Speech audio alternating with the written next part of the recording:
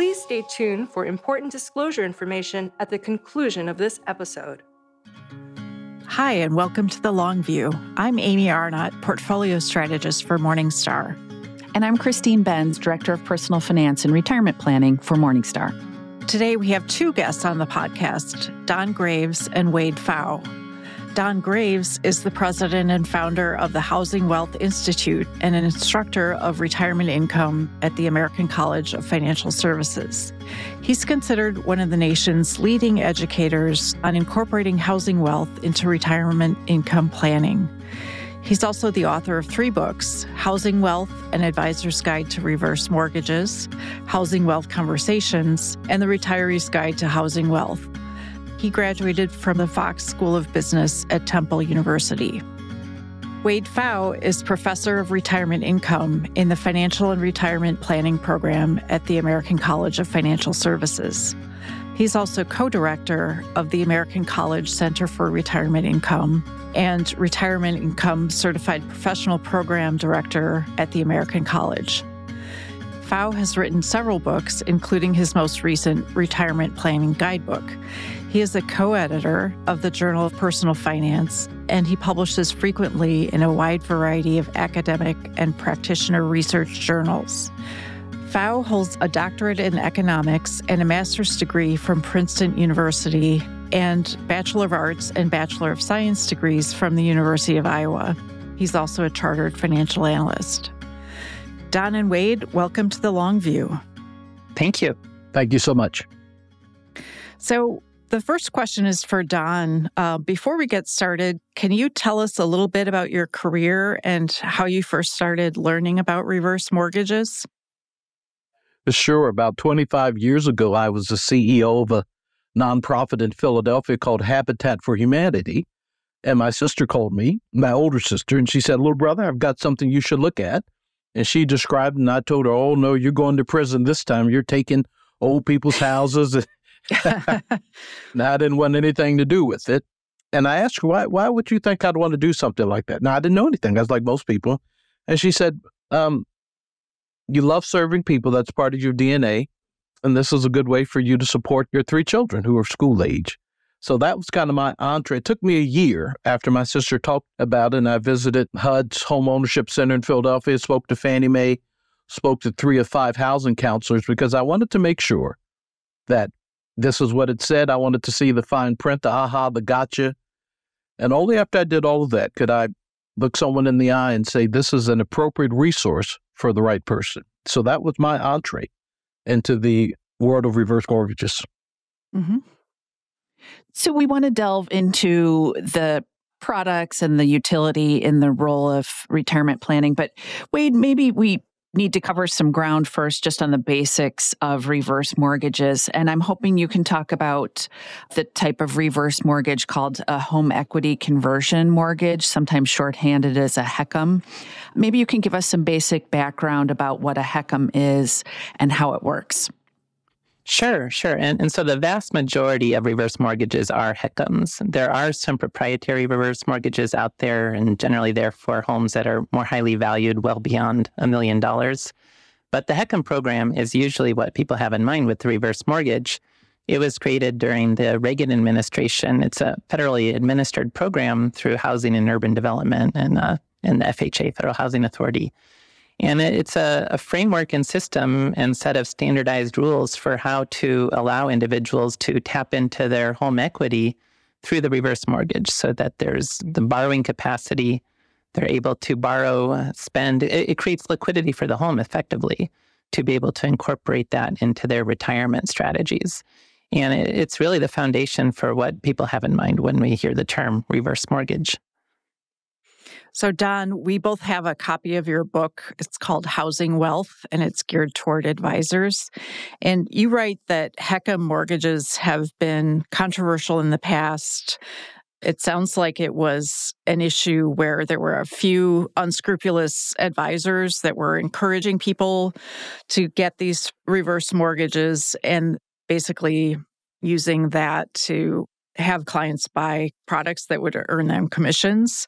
Uh-huh. So the NASD actually issued a decree that none of their advisors could even talk about reverse mortgages, but eventually FINRA ended up changing that position in October of 2013. Can you talk about the reasons behind FINRA changing that position?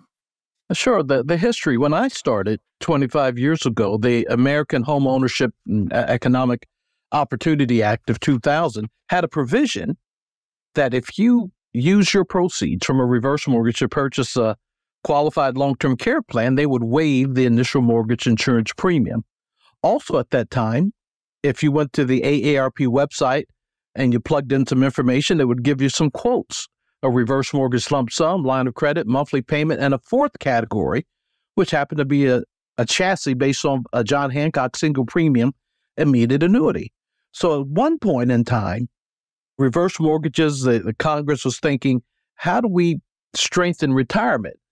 Now, the long-term care didn't take it, there too many glitches with that, but what happened was some advisors at that time would take the money and then purchase some sort of lump sum product. And in the industry, we would say to them, be careful with that. As a matter of fact, don't do that. Make sure there's enough liquidity. Don't be greedy. And what happened in Portland, Maine and Seattle, Washington, two advisors independently took Mr. and Mrs. Flintstone's lump sum, purchased a whole bunch of annuity products, which were not bad in and of themselves, but they had pretty onerous surrender terms. Well, after that, the Barney Frank, Claire McCaskill, what was the NASD got involved and said, hey, this is inappropriate, and they shut it down. As NASD morphed into FINRA, I think Wade, around 2011, MetLife Mature Market Institute, Dr. Sandra Timberman began to say, we need to look at this again. Housing wealth reverse mortgages have an appropriate use, and that started the conversation again.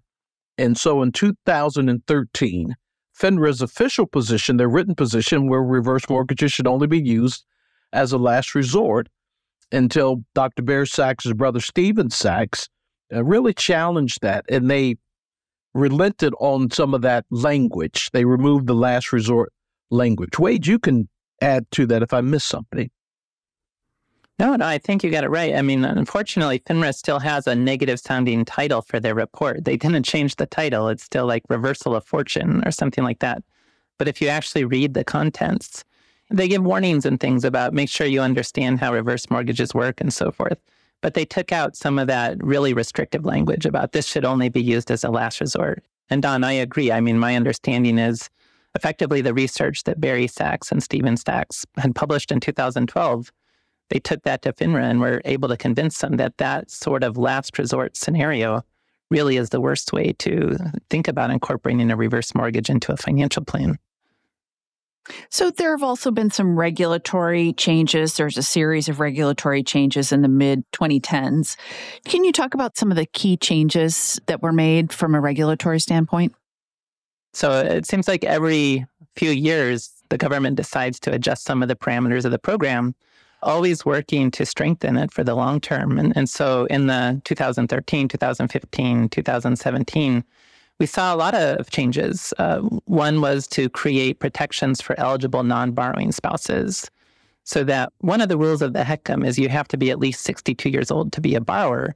And that created a potential conflict for couples where one person was over 62, the other was under 62, before creating these non-borrowing spouse protections. That spouse was in jeopardy to have to settle the loan when the borrower left the home. But after these protections were established, eligible non-borrowing spouses, they're not borrowers, so they can't continue to draw funds from the line of credit, but they are protected to stay in the home as long as they meet the basic homeowner obligations for as long as they wish to stay in the home. So that was an important change.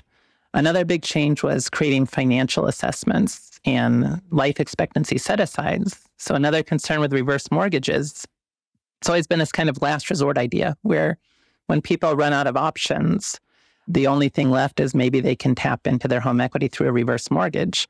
Now, that's not how we really talk about that in the financial planning context of building a responsible retirement income plan.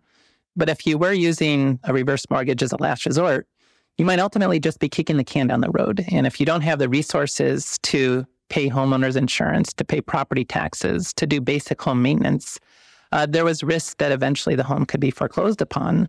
And so the financial assessments came into play to either say this individual looks like it's not going to be sustainable, or to create LISA, or life expectancy set-asides, where at the extreme, maybe the reverse mortgage is simply used as a way to continue to stay in that home because you'll be able to use the resources of the reverse mortgage to pay those property taxes or to pay for the homeowner's insurance, to do the basic home upkeep. And so that was an important change to help ensure people are able to stay in their homes. And then they're always modifying the parameters to help protect the mortgage insurance fund and so forth to make sure that the reverse mortgages do stay sustainable over the long term. And as I understand, one of the regulatory changes that was made is there's actually a requirement that people have to go through financial counseling before they take out a mortgage like this. Do you think that that kind of consumer education has been helpful? Absolutely. Now, that's been a rule for a long time, Don. I think that goes back even further, but I don't actually know what year did the financial counseling come into play. It's been around for pretty much as long as I've been around, 25 years. Okay. And so it is very helpful because it takes the onus away from the lender or the financial advisor. And the purpose of it is to make sure that the client understands what's going on. There's no cognitive impairment. And they get a certificate from the United States Department of Housing and Urban Development saying they've completed HECM counseling and that they've met the requirements of understanding and things of that nature. So it's a wonderful safety feature. So one criticism of using a HECM is that it can give retirees a lot more flexibility, but potentially at the cost of leaving their children or other heirs with less home equity to inherit. Would it be fair to say that reverse mortgages are less appropriate for people who really have a strong bequest motive, who want to leave something behind for their children? I would say not necessarily, and I'm going to ask Wade to chime in on this because a lot of his research says that if you use the reverse mortgage in a certain way, you have the opportunity to leave a greater bequest, a greater legacy than if you hadn't done it at all. And that's what the research is bearing out. So I wouldn't say if you've got a strong bequest motive, you should ignore this. You may want to lean into it. And my mom once said, my Kentucky sensibilities, Mama asked me, when we go, would you rather have the apple tree or the orchard? I said, well, I'd rather have the orchard. And that's what, again, Wade's research says that if we leverage the house to offset portfolio draws during down markets and things of that nature, that there's a distinct possibility and probability that we'll leave more as a bequest motive than if we don't. Wade, you can chime in on that. Yeah. Let me chime in a little bit too, because there's kind of two scenarios to talk about with this. The media stories that say, oh, the reverse mortgage took away the child's inheritance. That's generally more the last resort scenario where maybe the home was the only thing left. And in this case, the homeowners decided to use that home to help fund their own retirement rather than to leave it for an inheritance. But at the end of the day, it's their asset. And sometimes those media stories kind of are written from the perspective of beneficiaries rather than from the perspective of retirees. But if we step away from the last resort scenario that generally probably doesn't apply to listeners and talk about the broader financial planning scenario, which is you're going to coordinate your assets to most effectively meet your retirement goals. You need to meet retirement expenses. You may have an investment portfolio, Social Security, home equity. How do you coordinate that all together? Then at the end of the day, money is fungible and you can potentially bequest more by strategically using a reverse mortgage. You think of legacy as what's left in my investment portfolio plus the value of the home minus the loan balance due on the reverse mortgage. And with the sequence of returns risk in retirement and all the kind of retirement income planning, what we talk about with retirement risks, longevity, sequence of returns, and so forth, strategically drawing from the reverse mortgage to help reduce the risk for the investment portfolio can lay the foundation so that you get these synergies, that the portfolio growth is greater than the cost of the reverse mortgage. And like Don was saying, then you're able to leave a larger legacy at the end by strategically using the reverse mortgage. And we should add the reverse mortgage is non-recourse. So there's never going to be a scenario where the loan balance due exceeds the value of the home. So it creates a lot of opportunities to just be more strategic with home equity. It's not necessarily, and generally it's not going to lower, for a responsible retirement plan, it's not going to lower the net legacy value of assets at the end. So Wade, I'm hoping you can kind of follow up on the non-recourse piece of it. That term is probably not familiar to a lot of people. Can you walk us through what that means from a practical standpoint? I think you just kind of said it, but I'm wondering if you can amplify a little bit. Mm-hmm. Individuals with HECMs pay insurance premiums to the federal government mortgage insurance fund for a number of different protections. And one of those is this idea of non-recourse, that if at the end the loan balance is greater than the value of the home, the homeowner's not on the hook, or the beneficiaries are not on the hook to pay back more than 95% of the appraised value of the home at that time. And then the lender is made whole through the mortgage insurance fund. But it's just a way so that if your home value stagnates, and just for numbers, you have a $200,000 home and it just sort of stagnated, but you borrowed from the reverse mortgage, you held it for a long time, the loan balance ends up being $250,000, then you're not on the hook for paying back more than the value of the home. And that's the idea of non-recourse. And that applies to home equity conversion mortgages, or HECMs, the main type of reverse mortgage in the United States. So we wanted to get into some of the nuts and bolts of how these mortgages work. But maybe before we do that, can you talk about how much home equity the average person has, and how does that compare to other retirement assets like IRAs and pensions, et cetera? A few years ago, the census, and Jamie Hopkins and Wade talked about this, and their research said that the average retiring couple has less than $100,000 saved, but they have a home that was in excess of $200,000. So 68% of their total wealth was in their housing wealth. Now, earlier this year, that unmonetized senior home equity had surpassed $13 trillion. So it's a large part of the average baby boomer's total wealth is their housing wealth. So in recent years, Wade, we've seen significant home appreciation in most areas around the country, but at the same time, interest rates are also significantly higher. So maybe you can talk about how rising rates affect reverse mortgages and how that interacts with home price appreciation. So it seems like you've got a plus on one side, but a negative in the form of rising rates. Mm-hmm. Yeah, the reverse mortgages are the one retirement income tool I'm aware of that actually benefit from a low interest rate environment. And that's just because you have a higher borrowing capacity when interest rates are lower. So as interest rates rise, it's going to lower the borrowing capacity through the reverse mortgage.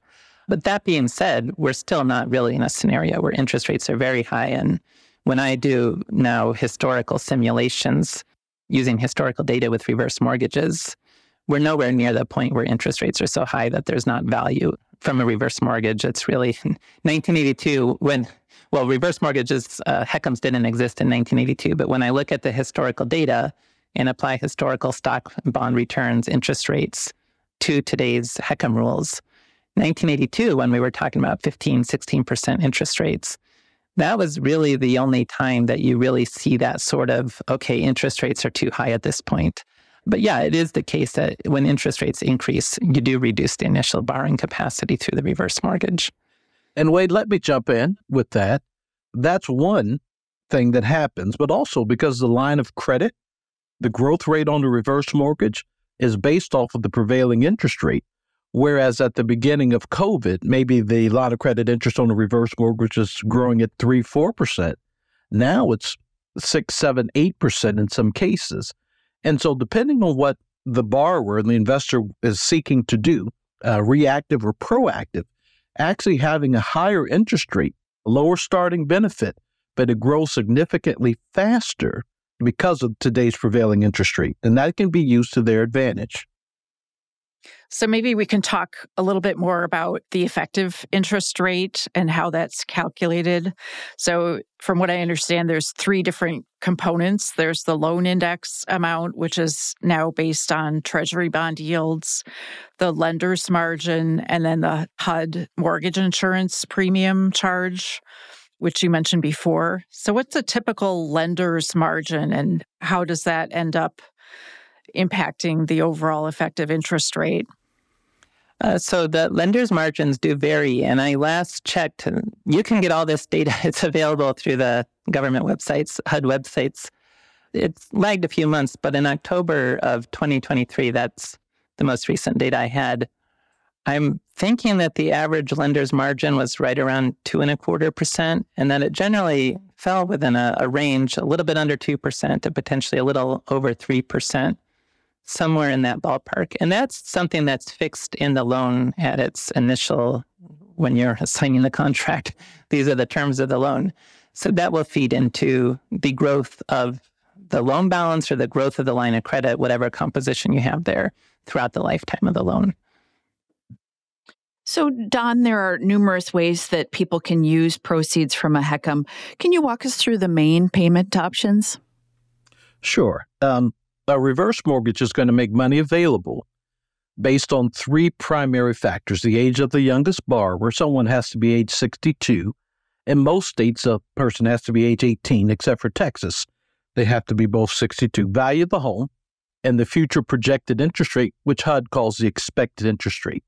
So based off of those three things, a certain amount of money is made available. A reverse mortgage must be a first mortgage, so any existing mortgages or home equity loans, lines of credit have to be paid off. And then we have some money remaining. The question is, the remaining money, how can that be taken? It can be taken as a lump sum. There are some restrictions depending on which program you use.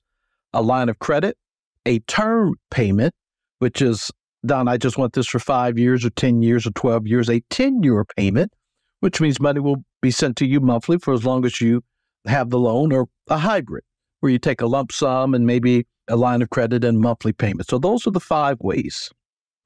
And just to add to that, to be clear, that's for a variable rate HECM, which in fiscal year 2023 was more than 99% of all HECMs. But to avoid confusion, there's also a fixed rate HECM where you don't have that ongoing ability to borrow from a line of credit. You just take out a lump sum at the beginning. But again, more than 99% of HECMs are what Don was just describing. Thank you, Wade.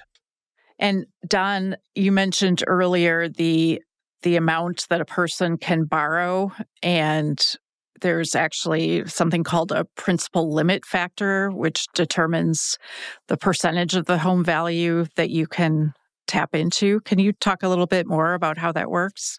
Sure. And Wade can jump in. HUD, this was one of the changes, I believe, in 2017. The PLF tables are produced by HUD. And it says, based off of the lender's margin and the expected rate, a certain amount of money is going to be made available based on age. And that could be 37.5 or 32.6 or whatever the number is. So that number is what we call the principal limit. So the PLF, the principal limit factor, is a percentage that HUD produces that can be found online as well. And so the principal limit is the amount of money, the gross borrowing capacity, before any closing costs or any mandatory obligations are paid off. So I'd like to discuss the repayment options. It seems like the key advantage of a reverse mortgage relative to like a traditional line of credit on a home is that the loan doesn't need to be repaid during someone's lifetime. But can you walk us through how repayment works and what types of options the family has for repayment when the borrower dies? And I can take that, Wade, and you can chime in. But the HECM, the loan becomes due and payable when the last surviving borrower permanently departs the home, moves, dies, or has gone into a facility for 365 consecutive days for physical or mental incapacity. At that time, whatever proceeds were advanced to the client, plus any accrued interest, has to be repaid. There are primarily 3 ways that can be repaid. Number 1, the heirs sell the property. They pay off what's owed on the reverse mortgage and they pocket 100% of the difference. Number 2, they can refinance the reverse mortgage and just take out a traditional mortgage and make payments if they want to keep the house. And number 3, they could use other assets to pay it off. Maybe there was life insurance or something else that way. So those are your 3 primary ways to repay the reverse mortgage balance. Yeah, and that applies at death, as you were noting with the question, but also you can make voluntary repayments over time as well.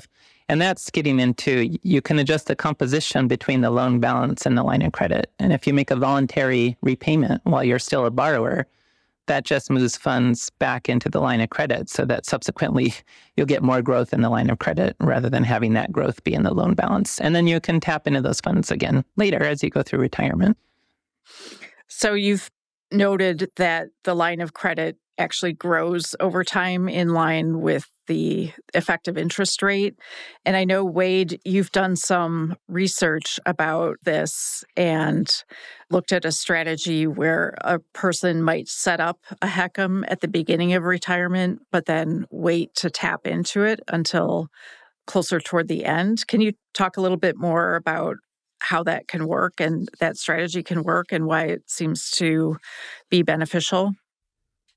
Yes, the idea that a growing line of credit can sound too good to be true. And I think it was an unintentional consequence, but it has really powerful implications. I think when the rules of the program were designed, the assumption was people would pretty much want to borrow whatever they could. And so that principal limit, the initial borrowing capacity, that would reflect loan balance. And we can understand why the loan balance would grow over time. But the planning implication was you didn't have to take out the full amount as a loan balance. You could leave line of credit. You do need a minimal balance to keep it open, but I can have this line of credit that's growing at the same rate the loan balance would be growing. And it's really powerful so that when we look at, well, if I think I might want to use the reverse mortgage at some point, should I open it as soon as I can at 62, or should I wait until the age that I first need it? The odds are really in favor of going ahead and opening it at age 62 and letting that line of credit grow. Now, if you wait until later, you may be able to borrow more because you're older, so you get a higher percentage of the home value. And hopefully your home has been growing as well in value so that you get a higher amount. But it's really hard for that to beat the growth you get by opening it at 62 and letting it grow.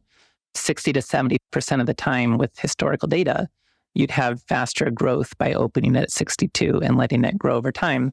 But plus, even if you open it at 62, you can always refinance. And that's something we saw happening quite a bit after the pandemic. Home prices were appreciating very rapidly. Interest rates were getting very low. And so we were getting into scenarios where people who did open it at 62, they could have gotten more by waiting. Well, then they can go ahead and refinance and tap into that larger equity at that time. So it really, either direction, you have this opportunity that if you think you might use the reverse mortgage, opening it sooner rather than later and letting that line of credit grow is probably going to lead to having a bigger borrowing capacity when you do want to tap into those funds at any point later in retirement. Wade, in a related vein, you have discussed a strategy of setting up a reverse mortgage early in retirement and then using it as sort of a buffer asset, sort of looking at the portfolio's results. And if the portfolio has had a loss, you'd take money from the HECM rather than touch the portfolio in that downdraft. Can you talk about that strategy and how much, based on your testing and so forth, how that helps improve the odds of success during retirement? Mm-hmm.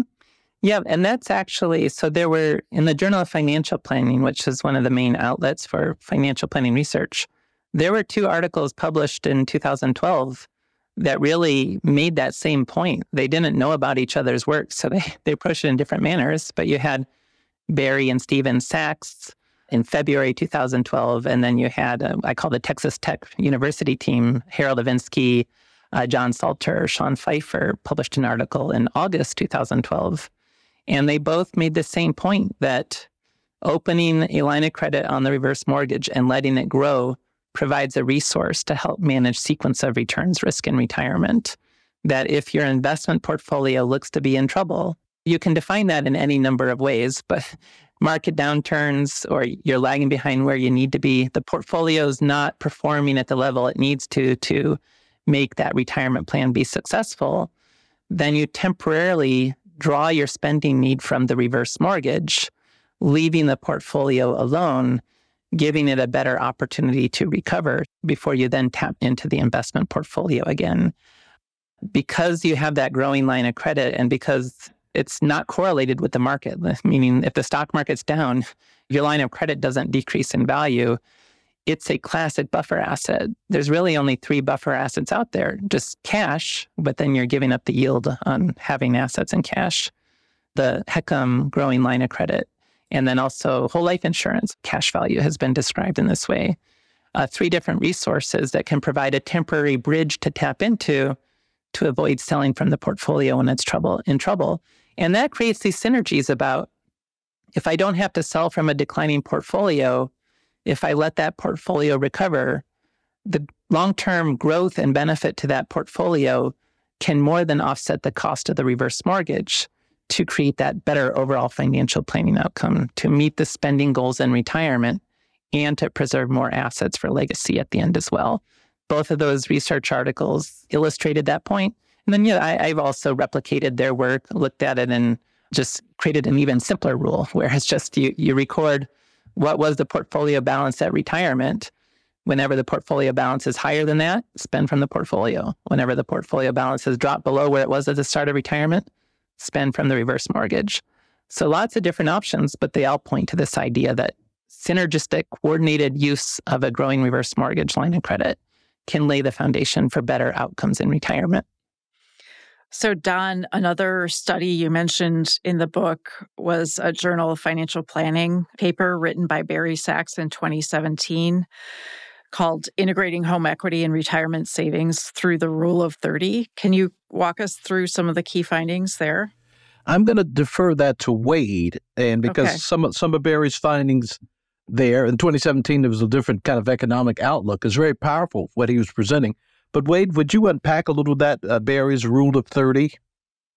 Yeah, so that article, one of the highlights I remember from it was he was looking at different compositions of what's the ratio of your home equity to your portfolio balance. So like if my home's worth $400,000, what's my investment portfolio? Is it $200,000, $400,000, $800,000? And he was just looking at different ratios of home equity to portfolio balance and demonstrating that the bigger the home relative to the portfolio, the more benefit you could get from the reverse mortgage. And I think there was also some aspects of that article that talked about using a withdrawal rate based not just on the investment portfolio, but on the combined value of the investment portfolio and the home equity. But I must admit, it has been a while since I've read that article, so I don't know if I'm getting all the key highlights or not. If you had some other ideas about it, Don. No, and I think he's refreshed some of that as well. That if you had a home of $400,000 and a portfolio of $500,000, how do we determine the safe withdrawal rate, the initial safe withdrawal rate? And that's kind of what his thinking was. But I saw that Amy and Christine had incorporated that, and I was going to call Barry and see if he had updated it because there were some changes, but I didn't get a hold of him. Oh, okay.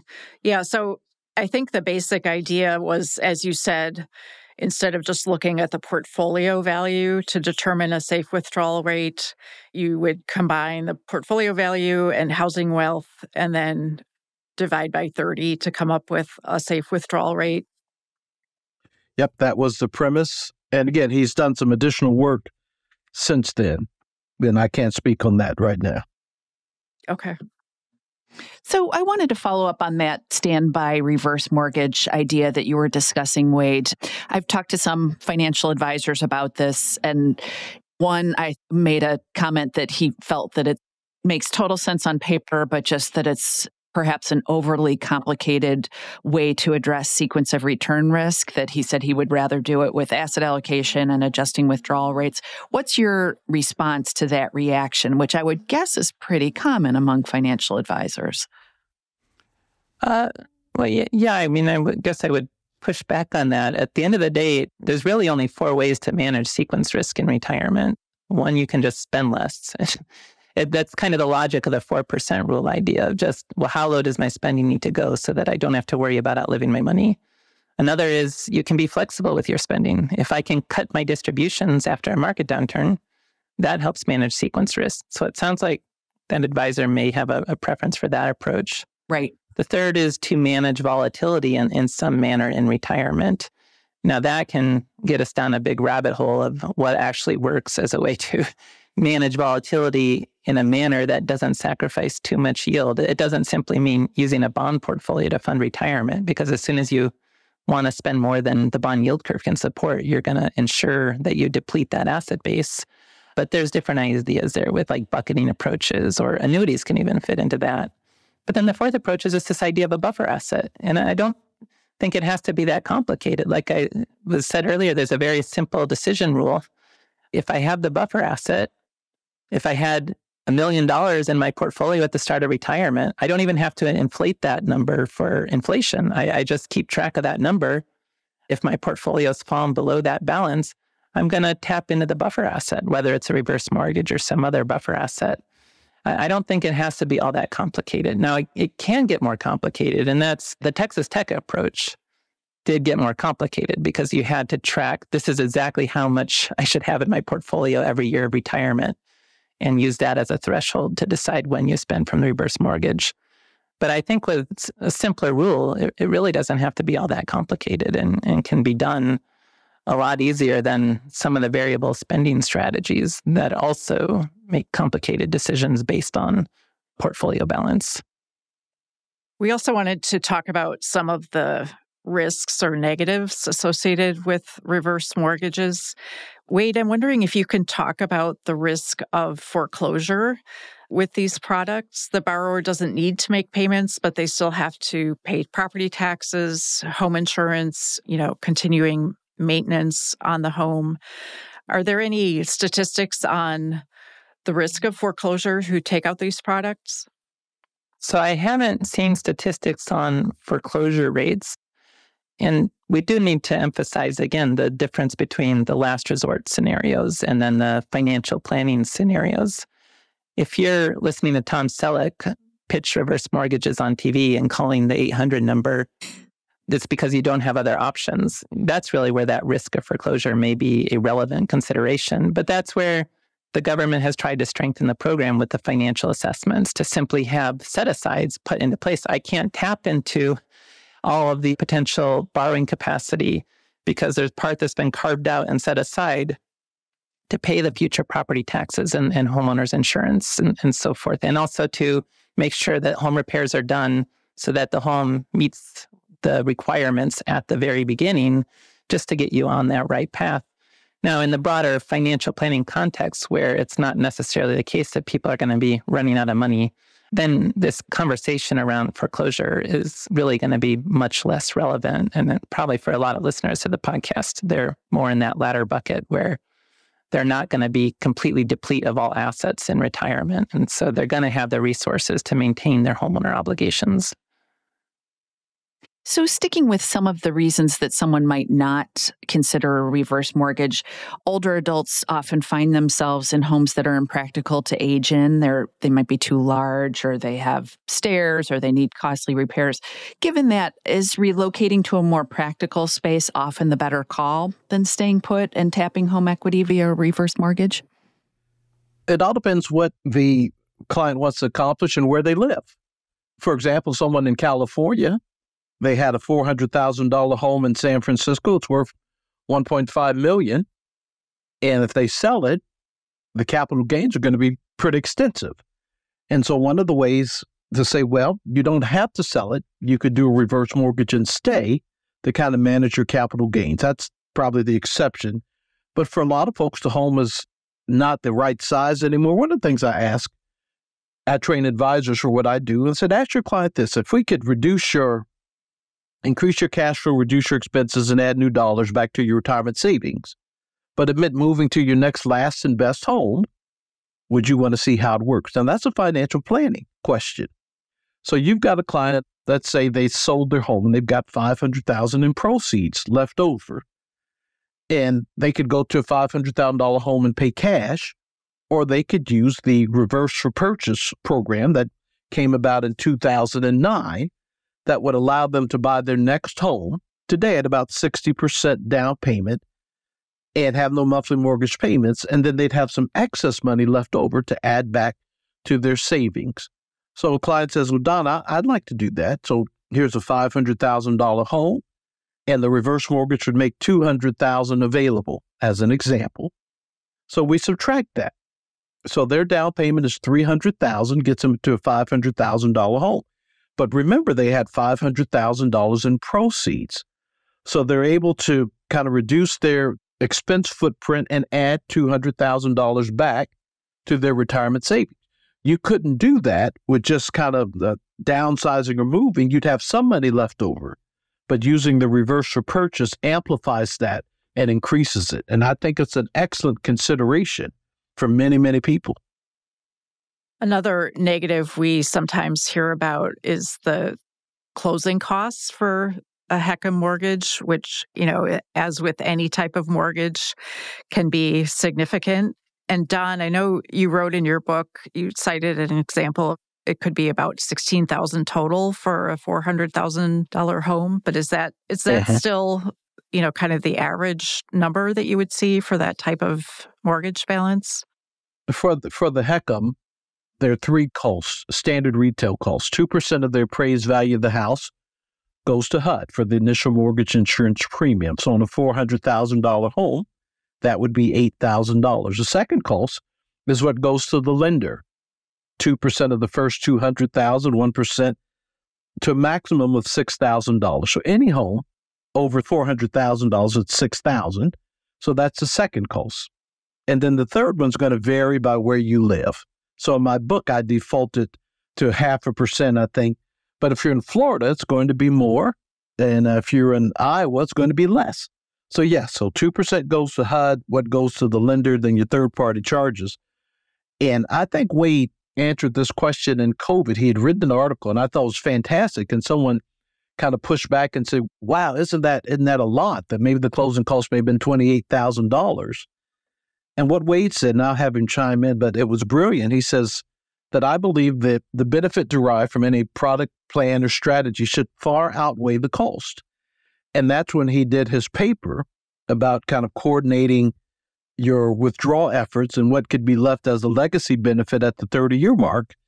And it's something you said, Wade, at the end of the talk where you said, so do I think reverse mortgages are expensive? And you said, well, I suppose as long as they were less than $4 million, because that was the legacy benefit versus zero. No, they weren't expensive at all. And so, Wade, would you chime in on that? When people talk about the retail cost of the reverse mortgage, how do you answer that?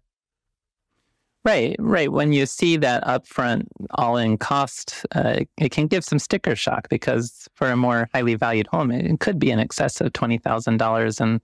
And so that makes people nervous. But when I do all my research, I include the full retail costs as part of that. And then it's ultimately, what does that cost mean with respect to what your assets are able to do in retirement? And it's kind of the scenario Don's talking about there. If strategic use of the reverse mortgage allows me to leave a $300,000 larger bequest at the end of retirement, net of costs, well, was it really costly to do that? No, it's like a savings of $300,000. So that's really how I try to frame fees or costs. It's not so much just in isolation, yes, that number looks big, but in the totality of retirement and what you're able to do and how you're able to build a more efficient retirement income plan. If you're getting more out of those assets, the cost is really irrelevant to that. It's what's the net value at the end of retirement, and that can be a great net benefit that well exceeds these costs to set up the reverse mortgage. So Amy and I have been offering, I think, some of the counterpoints to reverse mortgages, but I'm curious if you could both weigh in on what you hear from advisors. What are some of the main objections that you hear from advisors with respect to reverse mortgages? Well, I can start to just say that I think everyone starts with a negative impression of reverse mortgages, and that includes advisors. And it's amazing just how many advisors still think that you somehow give up the title to the home to use a reverse mortgage, which has never been true, but it's one of these enduring myths that just lives on. And so everyone really needs to start from overcoming their bias against reverse mortgages. And so when you're talking to someone, an advisor or not, who is just, they have that bias built in, so you have to overcome that hurdle. But I think we're seeing more and more advisors who have become more open to conversations, who understand. For me, it's really retirement income is different from pre-retirement wealth accumulation. risks change post-retirement. Retirement is an asset liability matching problem. I'm not just growing my pot of assets. I have to use my pot of assets to fund my expenses in retirement. And when you use that broader perspective, that's where things like reverse mortgages can really have a much bigger impact. And as more and more advisors learn that retirement income planning is distinct from pre-retirement wealth accumulation, I think we're seeing less resistance. More and more people are coming on the board that at least this is an idea worth exploring, and they may have some clients who could benefit from strategic use of reverse mortgages in their retirements. I recently told a story about the 2007 New England Patriots football team that had an undefeated record. And I said they were going to play the New York Giants in the Super Bowl. And Bill Belichick decided to do something so bold and courageous that he would go down in the history books for the Super Bowl. So instead of starting 11 men on the field, he started with 10. And he proceeded with 10 men on offense, 10 men on defense, 10 men on special teams for the entirety of the Super Bowl. And when the clock ticked off and the confetti fell and the Patriots won, everybody thought this is the boldest thing we've ever seen. And I told that story to a group of folks. I said, have you ever heard that story? And people said, no, I've never heard that story. I said, because it's not true. I said that nobody would take the stage at the biggest event and not put all of their best resources on the field. The typical retiree today has their income bucket, Social Security, pension, employment, their investment buckets, IRAs, 401ks, so on and so forth, their insurance bucket, fixed and variable annuities, whole and term life insurance. And out of that, it's got to maintain purchasing power, overcome expenses and all the other risks for the length of their life. And I ask, but is that all of the assets? Don't they have another asset? Sure, 87% of retirees own a home. And that's the 11th man. No one would think of developing a retirement plan that didn't incorporate all available assets. And I think when you share that, and that's really been my work over the years, is to share this with financial advisors, and Wade's been so helpful to me the past 10 years with this, is once they understand that, can we take a look at housing wealth? It's not new, it's not dangerous, it's not spooky. We've used it with 30-year mortgages, home equity loans, lines of credit, moving, selling, downsizing, and renting. But in the retirement income phase, coming down the mountain of retirement, what's an age-appropriate equity release strategy? And if advisors can pause long enough to see the research, the data, the metrics, and to say, does it make sense? Let's show you how incorporating housing wealth expands and can help you have 25 different retirement income conversations. Once they hear some stories and see some examples, it's a lot easier. Earlier, we were talking about regulations designed to keep unscrupulous advisors from leveraging up their clients' homes to buy terrible products. It still seems like there's room for advisors to have some misguided incentives around reverse mortgages, because the idea is that if you're not touching the assets and instead tapping the home equity, that leaves more fee-generating assets in place. I'm wondering if you see that as a potential risk in this landscape, that some advisors might still have misguided incentives to use reverse mortgages. Yeah, Christina, that's true in theory. Certainly, that sort of thing can happen, but that's part of the struggle of explaining the value of reverse mortgages to advisors, that, yeah, the client can benefit because you're going to allow for a greater asset base at retirement. And so for advisors who charge an assets under management fee, they'll be able to earn more revenues. But that would be a case where they're benefiting the client by doing that. And it's really hard to even get advisors to see that point. So I guess at some level, it's kind of like the arguments around advisors who tell their clients to take Social Security at 62, right, so that they won't touch the investments, so that the advisor can charge more fees on the investments. I suppose that scenario could apply where the advisor has the client spend the home equity down first to not touch those investments, which may be another strategy that actually benefits in the long term. But nonetheless, I don't think we're anywhere close to the point where advisors are doing this sort of thing. But yeah, I mean, in theory, it's possible. And Don, it sounds like a lot of the advisors that you work with are still getting pushback from their compliance departments. Do you think that just goes back to kind of the some of the previous issues, prior to regulatory changes in 2013, 2015, and 2017? Or are there any other factors that you think compliance departments, tend to be more cautious about these products? Sure, it's really hard to be a compliance department and manage thousands of representatives when only one bad apple can cause a reputation risk, have you in the front of the news. And so a lot of times it's the policy is let's say no before we say yes. And I think that's a dangerous position. I've been pretty strong on that. And I know what compliance folks, the four things they're very cautious of is one, don't practice law without a license. Don't go talking to Mr. and Mrs. Jones about rates, terms, fees. Number two, don't accept any compensation. Number three, don't use the direct proceeds of a reverse mortgage for any type of product placement. And the fourth that everyone doesn't have, which is don't recommend it. Don't say you should do this, Mrs. Jones. And so one of the things that happens is there's certain compliance officers, and Wade, you can jump in, where it used to be that you're going to buy life insurance or buy an annuity or something like that. And the suitability form may say, is this money coming from the proceeds of a reverse mortgage? Well, our response would be, no, you're not going to do that, but they would have that box. It started to change about 7 years ago, and they removed that. So now some of the larger manufacturers don't say, are the proceeds coming from a reverse mortgage? It simply says, does this client have a reverse mortgage? Period. And if you say, yes, they do, then there's pushback. Now, I think that's not a solid position because what that says is, wait a minute, if a 62-year-old has a home equity line of credit from Chase or Citi or Wells Fargo, or they have it from a reverse mortgage, the same dangers apply to both. You don't want Mr. and Mrs. Jones taking the money out and buying it, but that's not a reverse mortgage issue. That's a home equity issue. So either you say nobody who gets a product from such and such or us can have a home equity line of credit, or you do some training and you put some parameters and you explain to your sales force, your representative force, here's appropriate and non-appropriate uses of home equity. And so most of the time, and it's loosening, and Wade, I don't know what you're saying, but it had become pretty draconian until we say that I don't think that's a good position to have.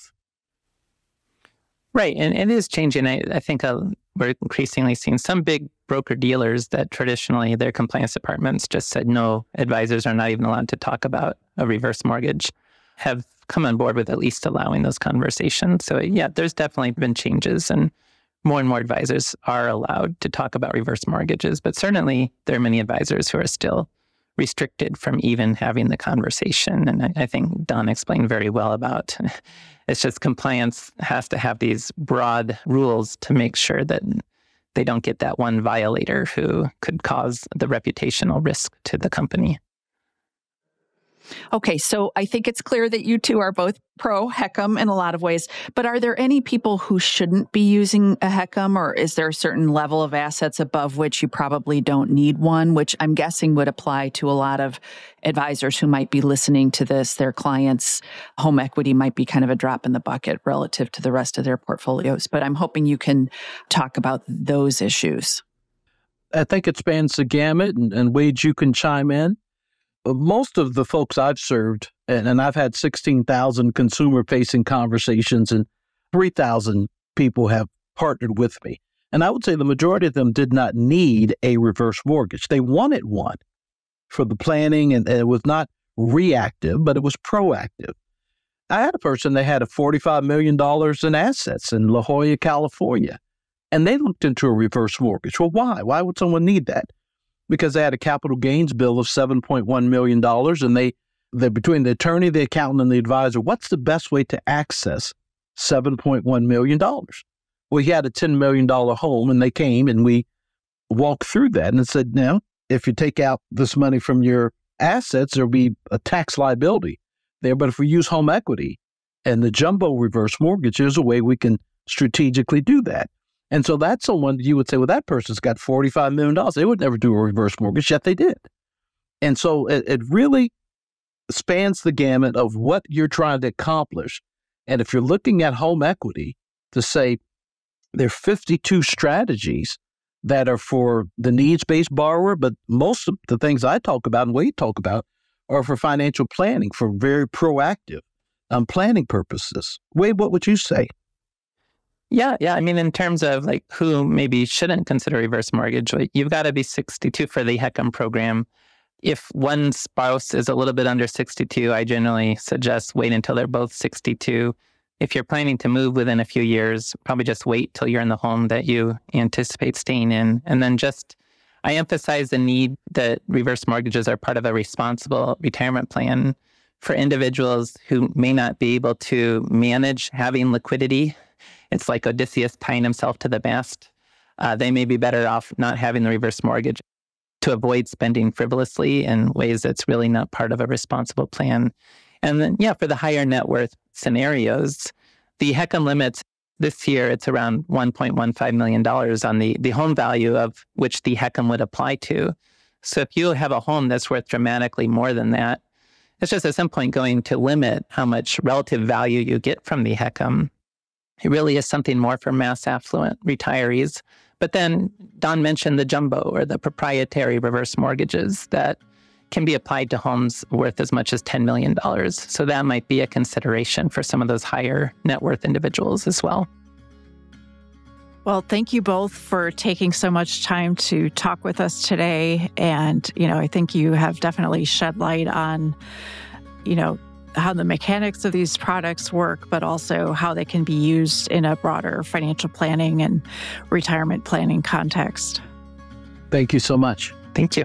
Thanks, Wade. Thanks, Don. Thank you for joining us on The Long View. If you could, please take a moment to subscribe to and rate the podcast on Apple, Spotify, or wherever you get your podcasts. You could follow me on social media at Amy Arnott on LinkedIn. And at Christine_Benz on X or Christine Benz on LinkedIn. George Cassidy is our engineer for the podcast, and Carrie Gretschek produces the show notes each week. Finally, we'd love to get your feedback. If you have a comment or a guest idea, please email us at thelongview@morningstar.com. Until next time, thanks for joining us. This recording is for informational purposes only and should not be considered investment advice. Opinions expressed are as of the date of recording. Such opinions are subject to change. The views and opinions of guests on this program are not necessarily those of Morningstar Inc. and its affiliates. While this guest may license or offer products and services of Morningstar and its affiliates, unless otherwise stated, he or she is not affiliated with Morningstar and its affiliates. Morningstar does not guarantee the accuracy or the completeness of the data presented herein. Morningstar shall not be responsible for any trading decisions, damages, or other losses resulting from or related to the information, data analyses, or opinions, or their use. Past performance is not a guarantee of future results. All investments are subject to investment risk, including possible loss of principal. Individuals should seriously consider if an investment is suitable for them by referencing their own financial position, investment objectives, and risk profile before making any investment decision.